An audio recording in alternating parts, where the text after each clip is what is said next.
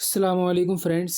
تو آج کی اس ویڈیو میں ہم نفل نماز 15 تاریخ پڑھیں گے، یعنی شعبان معظم کی 15 تاریخ میں کون کون سی نفل نمازیں ہیں۔ یہ دوسرا پارٹ ہے، اس کا پہلا پارٹ ہم بنا چکے ہیں۔ اس میں کیا ہے، شعبان کی 15 تاریخ بعد نماز ظہر کی نماز کے بعد آپ کو 4 رکعت نماز 2 سلام سے پڑھنی ہے۔ پہلی رکعت میں آپ کو سورہ فاتحہ کے بعد سورہ زلزال یعنی اذا زلزلت الارض زلزالہا ایک بار سورہ اخلاص ہے نا، ایک بار تو آپ کو سورہ زلزال پڑھنی ہے، اور اس کے بعد سورہ اخلاص 10 مرتبہ پڑھنی ہے۔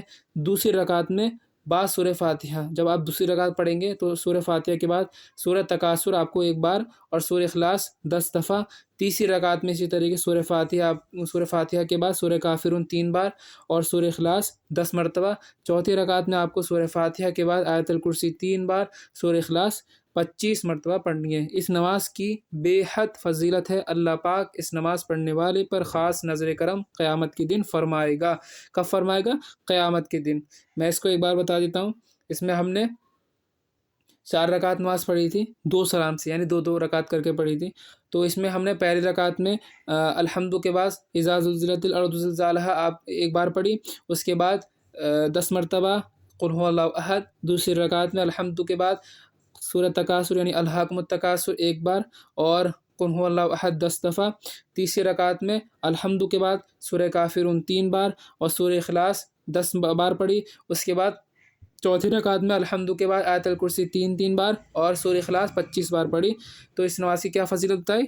تو اس نماز کی فضیلت کیا ہے؟ اللہ پاک اس نماز پڑھنے والے پر خاص نظر کرم قیامت کے دن فرمائے گا۔ اور اس میں ہے انشاءاللہ تعالیٰ اس نماز کی برکت سے دین و دنیا کی بھلائی حاصل ہوگی۔ وظائف کیا ہیں؟ مطلب شعبان معظم کی 15 تاریخ کے وظائف کیا ہیں؟ ماہ شعبان میں روزہ نماز کے بعد اس دعا کو پڑھنا مغفرت گناہ کے لیے بہت افضل ہے۔ کیا ہے یہ دعا؟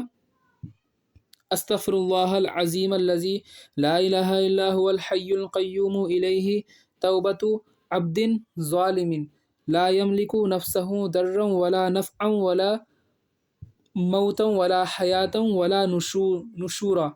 پھر سے ایک بار پڑھ دیتا ہوں، ایک بار پڑھ لیجئے میرے ساتھ۔ استغفر اللہ العظیم الذی لا الہ الا هو الحی القیوم الیہ توبۃ عبد ظالم لا یملک نفسہ ضرا ولا نفعا ولا موتا ولا حیاتا ولا نشورا۔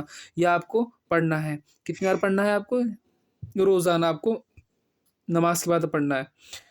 اس کے بعد جو ہے اور کیا ہے، رسول اکرم صلی اللہ علیہ وسلم ارشاد فرماتے ہیں کہ ماہ شعبان میں کوئی 3000 مرتبہ درود شریف پڑھ کر مجھ کو بخشے گا، بروز حشر اس کی شفاعت کرنی مجھ پر واجب ہو جائے گی۔ جو کوئی بھی شعبان المعظم میں کوئی بھی 3000 بار اگر درود شریف پڑھتا ہے، نبی کریم صلی اللہ علیہ وسلم کو اس کا ثواب بخشتا ہے، تو حشر کے دن نبی کریم صلی اللہ علیہ وسلم کی شفاعت اس شخص پر واجب ہو جائے گی۔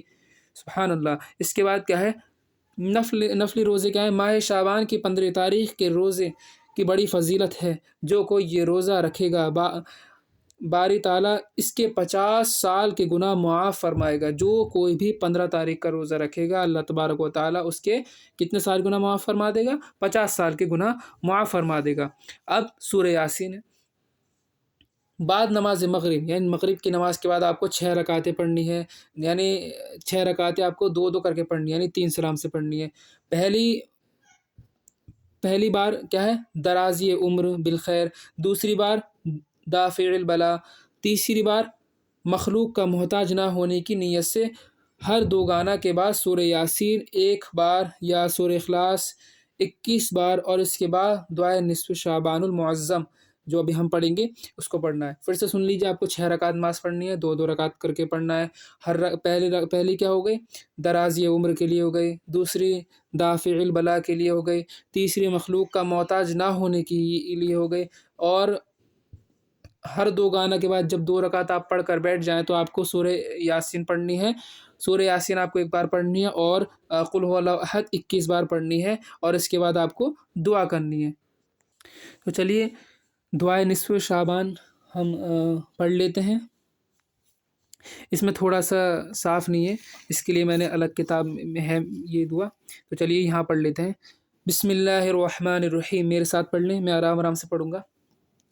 اللہم یا ذا المن ولا یمن علیہ یا ذا الجلال والاکرام یا ذا الطول والانعام لا الہ الا انت ظہر اللاجئین وجار المستجیرین وأمان الخائفین اللہم ان کنت كتبتني عندك في الكتاب شقيا أو محروما أو مطرودا أو مقترا علي في الرزق فامحو اللهم بفضلك شقاوتي وحرماني وتردي واقتتار رزقي وأثبتني عندك في الكتاب سعيدا مرزوقا موفقا للخيرات فإنك قلت وقولك الحق في كتابك المنزل على لسان نبيك المرسل يمحو الله ما يشاء ويثبت وعنده الكتاب إلهي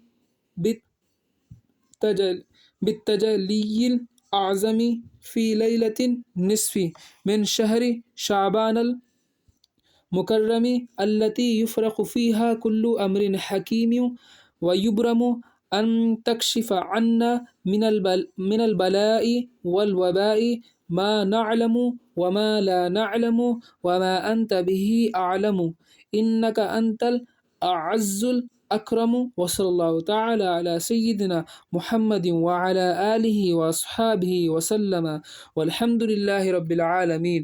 تو یہ دعا یہی ہے، میں نے اس میں پڑھی ہے۔ اب اس کے بعد جو ہے،